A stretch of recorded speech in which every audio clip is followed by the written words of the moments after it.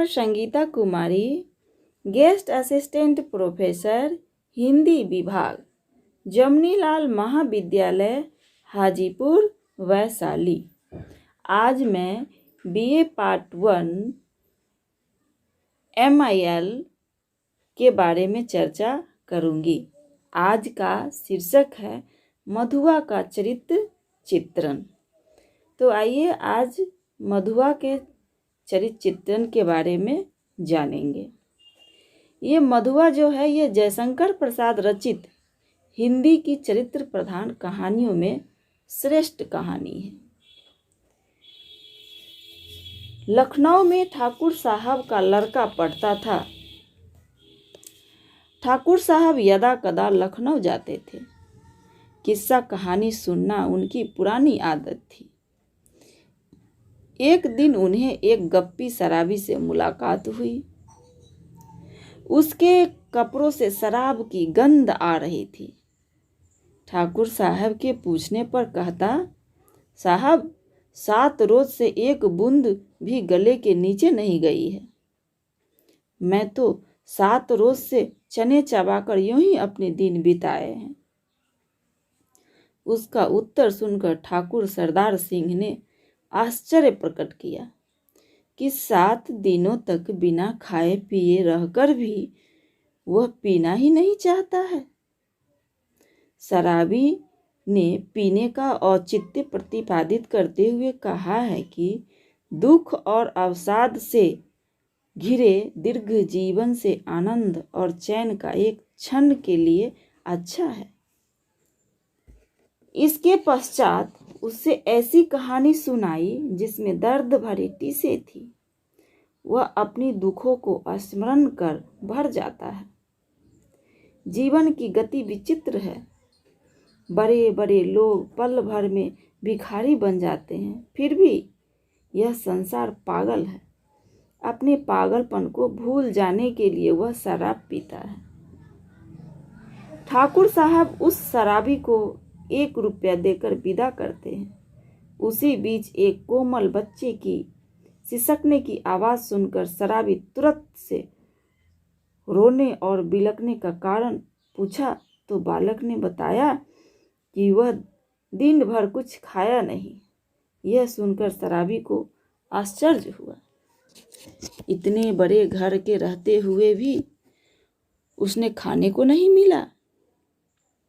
बालक की भूख और मार खाने से हुई करुण मुद्रा को देखकर शराबी का मन भीतर ही भीतर द्रवित हो उठा। वह बालक को लेकर एक कोठरी के भीतर मिट्टी और जलाकर एक फटे से कंबल के नीचे एक पराठे का टुकड़ा निकालकर बालक को दिया और कहा, इसे खाओ, लेकिन रोना नहीं, क्योंकि शराबी को रोने से जन्मजात शत्रुता थी।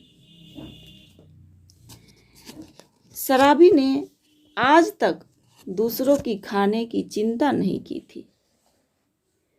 उसने बालक के लिए मिठाई और नमकीन खरीदा और बालक के सामने पात पर रख दी। मिठाई और पूरी की खुशबू से बालक का मुरझाया हुआ मन खिल उठा।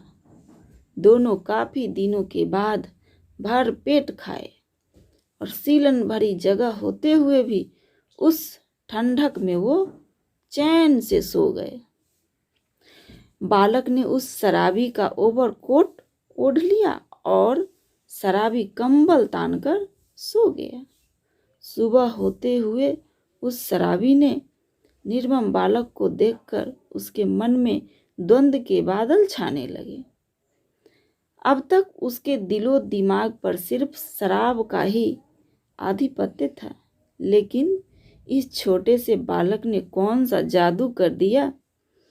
क्या मुझे उसके लिए कोई काम धंधा ढूंढना पड़ेगा? बालक के उठने पर शराबी रात की बची हुई पूरी मिठाई खाने को बालक से कहा। तब बालक ने बताया कि मेरा नाम मधुआ है, मैं बिना हाथ मुंह धोए कैसे खा सकता।